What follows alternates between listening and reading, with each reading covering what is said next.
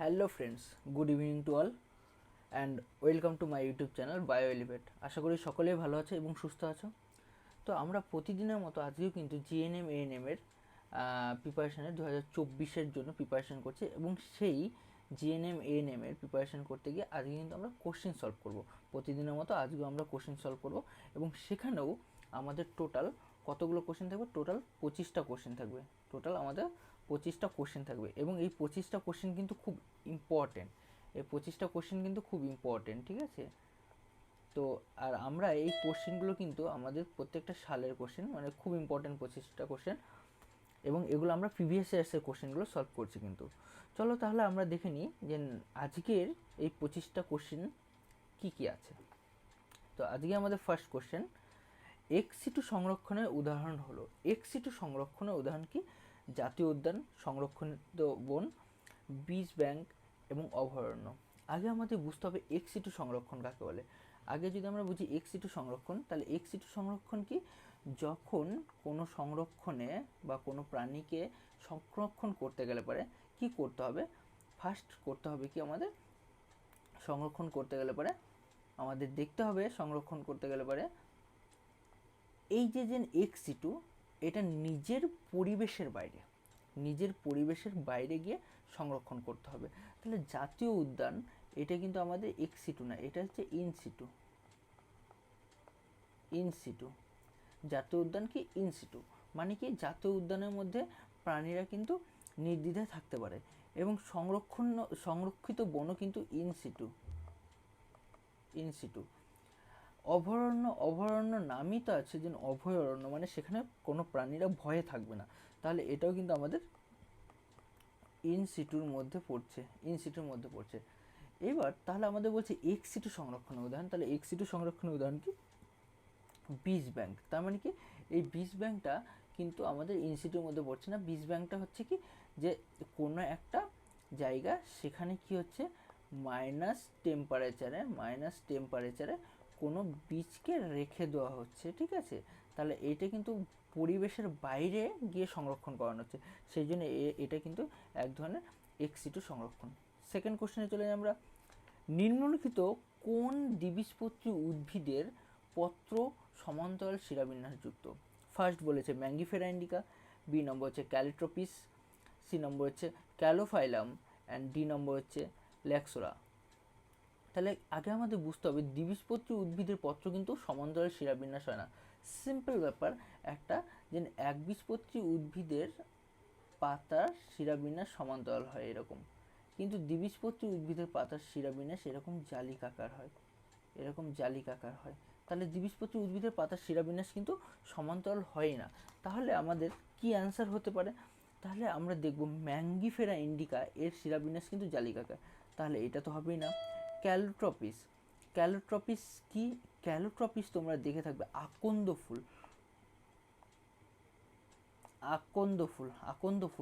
ফুলের scientific name হচ্ছে Calotropis. এটাও হবে না, ঠিক আছে?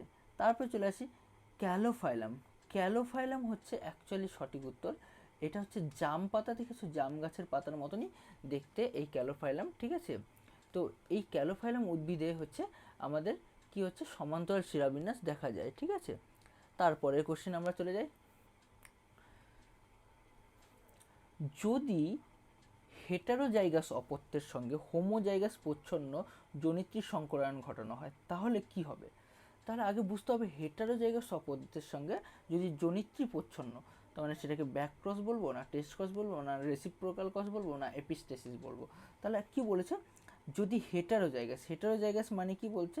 হেটারোজাইগাস মানে আমরা এইরকমটা নেব, ক্যাপিটাল টি অ্যান্ড হেটারোজাইগাস বলতে আমরা কিনছি ক্যাপিটাল টি স্মল টি। হেটারোজাইগাসের সাথে যদি আমাদের হোমোজাইগাস প্রচ্ছন্ন, কি বলছে? হোমোজাইগাস প্রচ্ছন্ন। তার মানে হোমোজাইগাস প্রচ্ছন্ন যদি নিই, তাহলে আমরা নেব হচ্ছে স্মল টি। তাহলে দেখো, যদি আমাদের হেটারোজাইগাস, তার মানে এটা কোথা থেকে এসেছিলো? F1 থেকে এসেছিলো। আর এর সাথে প্রচ্ছন্ন নিলে পরে এইটাকে বলা হবে হচ্ছে টেস্ট ক্রস। বোঝা গেল? এটাকে কি বলা হবে? Test cross. ক্লিয়ার?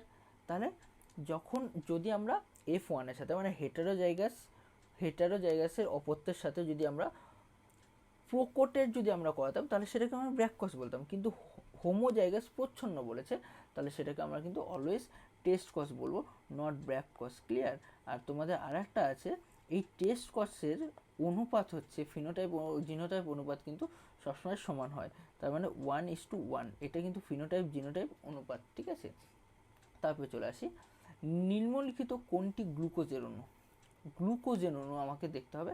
গ্লুকোজের অণু দেখতে গেলে পরে আমরা গ্লুকোজের সিম্পল জানি যে গ্লুকোজের সংকেত হচ্ছে C6H12O6, তাই তো? এটা হচ্ছে গ্লুকোজের সংকেত।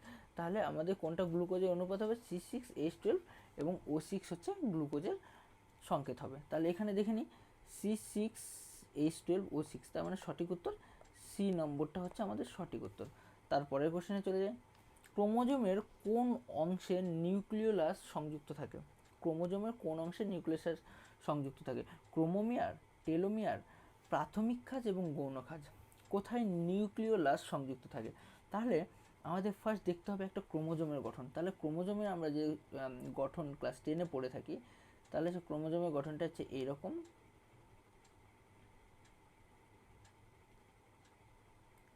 এইরকম, এটা। তাহলে এইটা হচ্ছে প্রাথমিক খাঁজ, প্রথম খাঁজ ফার্স্ট, আর এটা হচ্ছে দ্বিতীয় খাঁজ। আর আমরা জানি এখানে নর রিজিয়ন থাকে, দ্বিতীয় খাঁজে নর রিজিয়ন থাকে, যেখানে বলা হয় নিউক্লিওলার অর্গানাইজার। তাহলে এই নিউক্লিওলার অর্গানাইজারে নর রিজিয়নে কী হচ্ছে? নিউক্লিওলাস তৈরি হয়। এই নর রিজিয়নে কী তৈরি হয়? নিউক্লিওলাস তৈরি হয়, তাই তো? তাহলে আমাদের এই কোথায় কোথায় হচ্ছে নিউক্লিওলাস সংযুক্ত থাকছে কোথায়? তাহলে আমাদের এই দ্বিতীয় খাঁজে বা গৌণ খাঁজে, তার মানে সঠিক উত্তর হবে ডি নম্বরটা। ক্লিয়ার? তারপরে চলে আসি, তারপরে কোশ্চেন, এবিও রক্তের যে শ্রেণীবিন্যাস সেটা কে আবিষ্কার করেন? এবিও রক্তের শ্রেণীবিন্যাস কে আবিষ্কার করেন? তাহলে এখানে একদম সিম্পল, এটা একদম মুখস্থ অ্যান্সার হওয়ার কথা, এটা একদম মুখস্থ হওয়ার কথা। তাহলে এটা হচ্ছে কার্ল ল্যান্ডস্টাইনার, তাহলে হচ্ছে উত্তর হবে বি নম্বরটা। তারপরে কোশ্চেনে চলে যায়, পাখির ডানা ও পতঙ্গের ডানা হলো সমবৃত্তীয়, সমসত্ব, লুপ্তপ্রায় এবং জাতিগত গঠন। তাহলে পাখির ডানা আর হচ্ছে পতঙ্গের ডানা, তাহলে দুটোর কাজ কি? পাখির ডানার কাজ, পাখির ডানার কাজ হচ্ছে ফ্লাই করা, আর পতঙ্গের ডানার কাজ হচ্ছে ফ্লাই করা, তাই তো?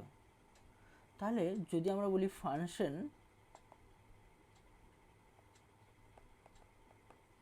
ফাংশন সেম, বাট স্ট্রাকচার কি? Structure difference. যদি কাজ একই হয় গঠন আলাদা হয়, তাহলে সেই রকম অঙ্গকে কি বলা হবে? যদি কাজ একই হয় গঠন আলাদা হয়, তাহলে সেগুলোকে বলা হবে সমবৃত্তীয় অঙ্গ। তাহলে সেগুলোকে কি বলা হবে? সমবৃত্তীয় অঙ্গ। আর সমসত্ব অঙ্গ কোনগুলো? যাদের গঠন একই, কাজ আলাদা, যেমন বাঘের পা, মানুষের হাত, পাখির ডানা, এগুলো হচ্ছে সমসত্ব অঙ্গ। ক্লিয়ার? আচ্ছা, আর লুপ্তপ্রায় কোনগুলো? যেগুলো হচ্ছে আস্তে আস্তে বিলুপ্ত হয়ে যাচ্ছে, যেমন হচ্ছে সিকাম, তারপর হচ্ছে আমাদের কানের এখানকার থাকে, তারপর হচ্ছে আমাদের কক্সিস, এই সমস্ত হচ্ছে, এগুলো হচ্ছে লুপ্তপ্রায় গঠন। ক্লিয়ার? তারপরে চলে যায়, নিম্নলিখিত কোন জীব দ্বারা ফাইলেরিয়াসিস বা এলিভেন্টেসিস, বা এটাকে আর একটা নাম বলা হচ্ছে গোদ, তাহলে গোদ কোন কোন জীব দ্বারা হয়? তাহলে গোদ হয় হচ্ছে আমাদের, এটা একদম সিম্পল কোশ্চেন, তাহলে হচ্ছে উচেরিয়া ব্র্যাঙ্ককপটি দ্বারা কিন্তু গ্রোথ হয়। তাহলে আমাদের গ্রোথ কী দিয়ে হয়? উচেরিয়া ব্র্যাঙ্ককপটি। ঠিক আছে, তারপরে চলে আসি, নিম্নলিখিত কোনটি ডিএনএর মধ্যে গুয়ানিনের পরিপূরক ক্ষার? Adenine, thymine, cytosine and uracil. তাহলে কোনটি? তাহলে আমাদের ফার্স্ট দেখতে হবে যে ডিএনএর মধ্যে থাকে A11T আর G111C, তাই তো? তাহলে বলছে গুয়ানিনের পরিপূরক, তাহলে গুয়ানিনের সাথে কি আছে? গুয়ানিনের সাথে আছে সি হচ্ছে কি? সি হচ্ছে সাইটোসিন, তাহলে সঠিক উত্তর হয়ে যাবে সি, সাইটোসিন। ঠিক আছে, তারপরে মিওসিসের কোন দশায় সমসত্ব ক্রোমোজোমগুলি পৃথক হয়? মিওসিসের কোন দশায়? তাহলে মিওসিসের প্রথম আমরা জানি মিওসিস যদি হতে যায় তাহলে প্রথমে হয় হচ্ছে হ্রাস বিভাজন, তারপর হচ্ছে সমবিভাজন মানে মাইটোসিস হয়। তাহলে মিওসিসের কোন দশায় ক্রোমোজোমগুলি, তাহলে আমরা জানি যে কোন দশায় ক্রোমোজোমগুলি পৃথক হয়ে যায়। যেন আমরা এইরকম একটা মেটাফেজ পড়েছিলাম, মেটাফেজে এরকম ক্রোমোজোমগুলো মিডিল বরাবর সাজানো ছিল, তাই তো? এটা মেটাফেজে দেখেছিলাম। আর কি করছিল, দু সাইড থেকে বেম তন্তু এসে যুক্ত হয়েছিল, এখানে বেম তন্তু এসে যুক্ত হয়েছিল এরকমভাবে, তাই তো? কিন্তু অ্যানাফেজে দেখলাম আমরা কি দেখলাম, অ্যানাফেজে দেখলাম এই ক্রোমোজোমগুলো 50-50 করে চলে গেছে দু সাইডে, দুটো মেরুর দিকে গমন করেছে, তাই তো? দুটো মেরুর দিকে গমন করেছে আর বেম তন্তুগুলো এখানে আছে। তাহলে এইটা কোন দশায়, এইটা অ্যানাফেজ দশায় হয়েছিল। তাহলে এই অ্যানাফেজ দশায় অ্যানাফেজীয় চলন দেখা যাচ্ছিল। তাহলে এখানেও অ্যানাফেজ ওয়ানে এইটা দেখা যাবে। তাহলে সঠিক উত্তর কি হবে, সঠিক উত্তর হবে সি নম্বরটা। তারপরে চলে যাই আমরা নিচে কোনটি টপিক হরমোনের উদাহরণ। টপিক হরমোন কোনগুলো আগে সেটা বুঝতে হবে। টপিক হরমোন হচ্ছে যে সমস্ত হরমোন অগ্র পিটুইটারি থেকে, তাহলে টপিক হরমোন কি আগে অগ্র পিটুইটারি থেকে, অ্যান্টেরিয়ার পিটুইটারি থেকে ক্ষরিত হয়ে অন্য গ্রন্থিকে উদ্দীপিত করে এইরকম গ্রন্থিগুলোকে বা এইরকম হরমোনগুলোকে বলা হয় টপিক হরমোন। তাহলে এরকম টপিক হরমোনের উদাহরণ কি কি আছে, এসিটিএইচ, গ্যাস্ট্রিন, সিক্রেটিন এবং সিসিকে পিজেড। তাহলে এই টপিক হরমোন হচ্ছে এসিটিএইচ অ্যাড্রিনোকর্টিকোটপিক হরমোন। এটা কি হচ্ছে, অ্যাড্রিনাল গ্রন্থি কর্টেক্স অঞ্চলের হরমোন ক্ষরণকে উদ্দীপিত করে, ঠিক আছে? এটা অ্যাড্রিনোকর্টিকোটপিক হরমোন কোথা থেকে ক্ষরিত হচ্ছে, এটা হয় অগ্র পিটুইটারি থেকে।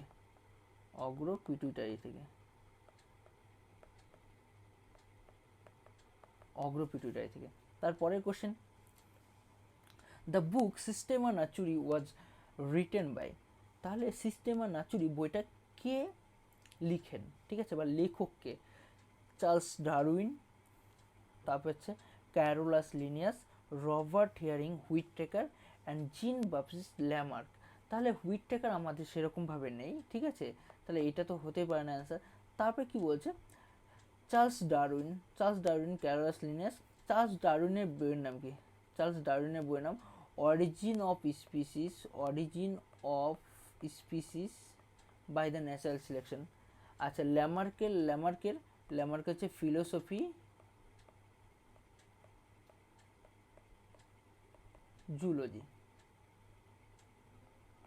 জুলজি।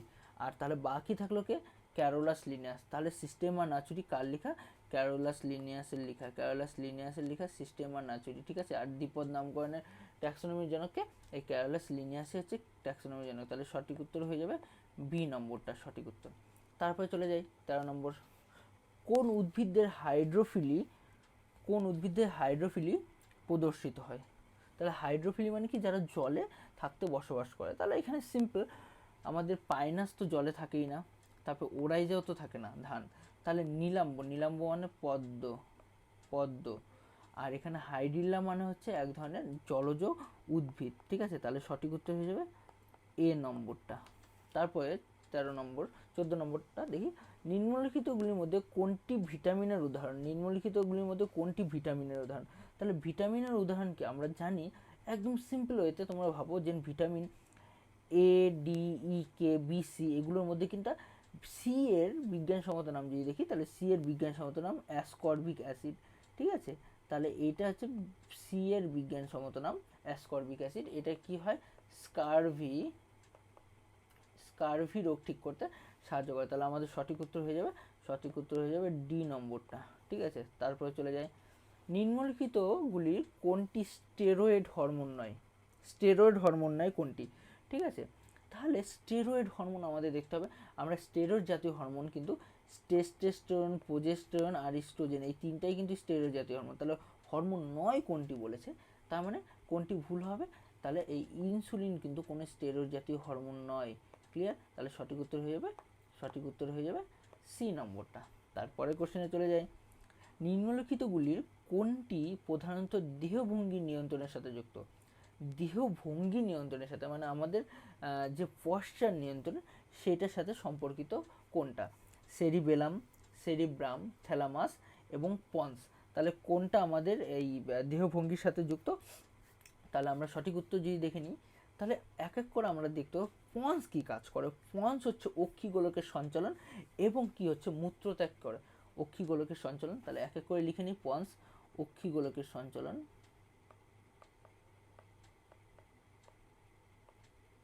আর হচ্ছে মূত্রত্যাগ।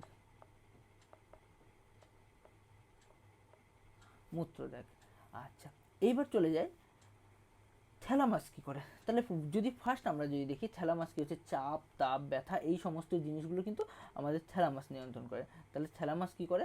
চাপ, তাপ,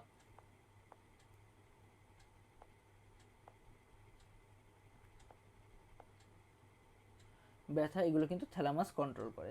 এবার চলে আসি সেরিবেলাম। তাহলে সেরিবেলাম কী করে?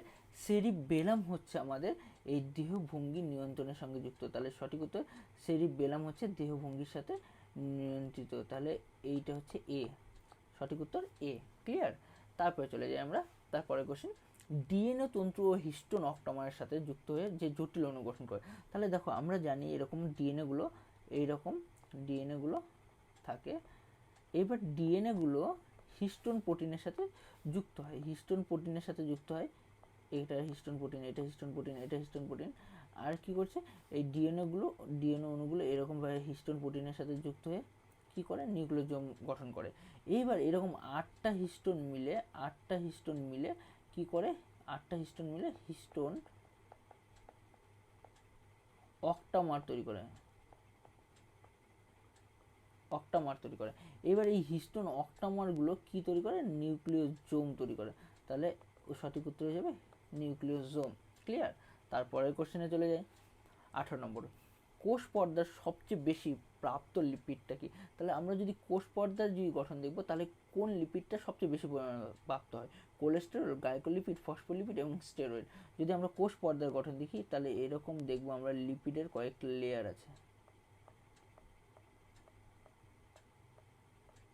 এরকম লিপিডের দুটো লেয়ার আছে, তাই তো, বাইলেয়ার। এই লিপিডগুলো যদি দেখি ভালো করে, তাহলে এটা হচ্ছে হেড আর এটা হচ্ছে টেল। এবার এই টেলটা হয় হাইড্রোফোবিক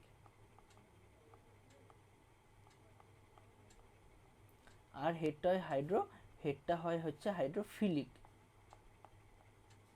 হাইড্রোফিলিক। তাহলে এই লিপিডটা জেনারেলি হচ্ছে ফসফোলিপিড হয়। তাহলে এই লিপিডটা হচ্ছে ফসফোলিপিড হয়। তাহলে সঠিক উত্তর ফসফোলিপিড। তারপরে কোশ্চেন চলে যায়, নিচে কোন অণুটি প্রতিনিয়ত নিউক্লিয়াস থেকে সাইটোপ্লাজমে স্থানান্তর হয়?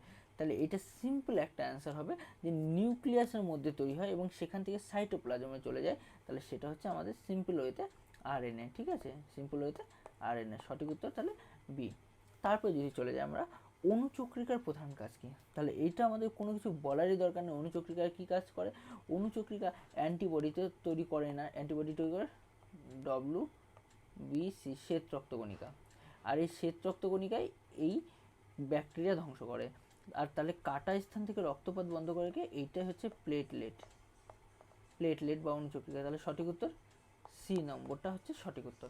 তারপরে চলে যায়, তারপরে হচ্ছে যকৃত পেশিতে শক্তি হিসাবে সঞ্চিত হয় কি? তাহলে যকৃত পেশিতে শক্তি হিসাবে সঞ্চিত হয় গ্লাইকোজেন। কারণ আমরা জানি রক্তের মধ্যে C6H12O6 গ্লুকোজ থাকতে পারে না। গ্লুকোজকে কি বানায় দেয়? গ্লাইকোজেন। কে বানিয়ে দিচ্ছে? গ্লুকোজকে গ্লাইকোজেন বানিয়ে দিচ্ছে হচ্ছে ইনসুলিন। সেই জন্য ইনসুলিনকে কি বলা হচ্ছে?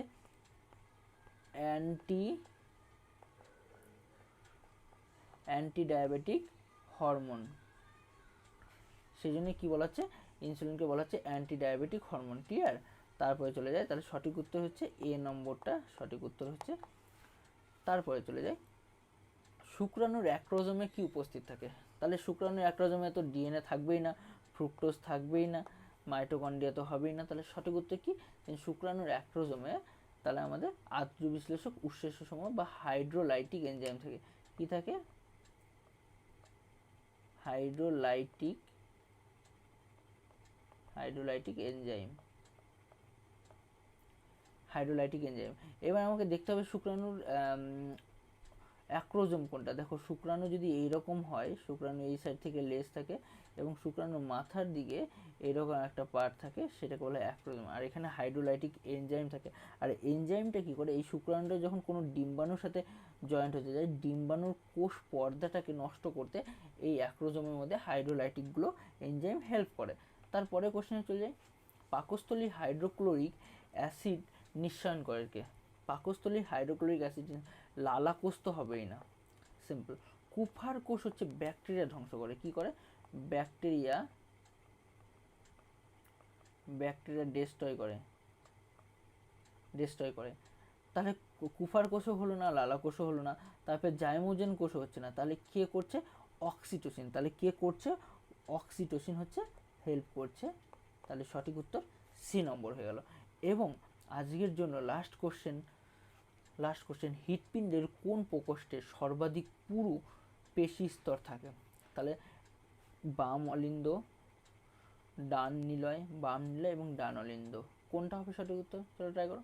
ফার্স্ট আমরা দেখে নিই একটা হৃৎপিণ্ডের যদি গঠন আঁকি, তাহলে হৃৎপিণ্ডের গঠনে তাহলে আমরা দেখব কি হচ্ছে, দুটো অলিন্দ এবং দুটো নিলয়, তাই তো?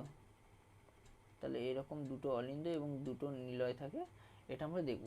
তাহলে এটা হচ্ছে কি হচ্ছে, এটা হচ্ছে আমাদের ডান, রাইট, আর এটা হচ্ছে লেফট, তাই তো? এটা হচ্ছে right article, left article, right ventricle, left ventricle, তাই তো? লেফট ভেন্ট্রিকেল, এভাবেই। তাহলে আমাদের সঠিক উত্তর কি, যে কোনটা বেশি মোটা? তাহলে অলিন্দগুলো তো হবেই না ফার্স্ট চান্সে, তাহলে আমাদের কী হবে? নিলয়গুলো হবে। এবার নিলয়ের মধ্যে আমাদের ডান আর বাম নিলয়টা বুঝতে হবে। তাহলে আমরা যদি সঠিক উত্তর দেখি, তাহলে বাম নিলয়টা, ঠিক আছে, বাম নিলয়টা হচ্ছে আমাদের সঠিক উত্তর হয়ে যাবে। বাম নিলয়টা বেশি পুরু, তাহলে সঠিক উত্তর হয়ে যাবে ডি নম্বরটা। তাহলে আমাদের এই টোটাল 25টা কোশ্চেন সলভ করলাম, এবং পরের দিন আমরা আরও 25টা কোশ্চেন সলভ করব, ঠিক আছে? আর এই 25টা কোশ্চেন যদি তোমাদের ভালো লেগে থাকে, ঠিক আছে, তোমার যদি মনে হয় যে ইনফরমেটিভ, ঠিক আছে, তোমাদের কোনো হেল্প হচ্ছে, তাহলে অবশ্যই চ্যানেলটাকে সাবস্ক্রাইব করবে, এবং যারা নতুন তারা তো অবশ্যই সাবস্ক্রাইব করবে পরবর্তী ভিডিওগুলো পাওয়ার জন্য। আর চ্যানেলটাকে যত বেশি পারো লাইক অ্যান্ড শেয়ার করো। আর যদি কোথাও প্রবলেম হয় তাহলে কমেন্টে অবশ্যই জানাবে, আমি তোমাদের প্রবলেম সলভ করে দেওয়ার চেষ্টা করব। চলো সবাইকে গুড নাইট, টাটা।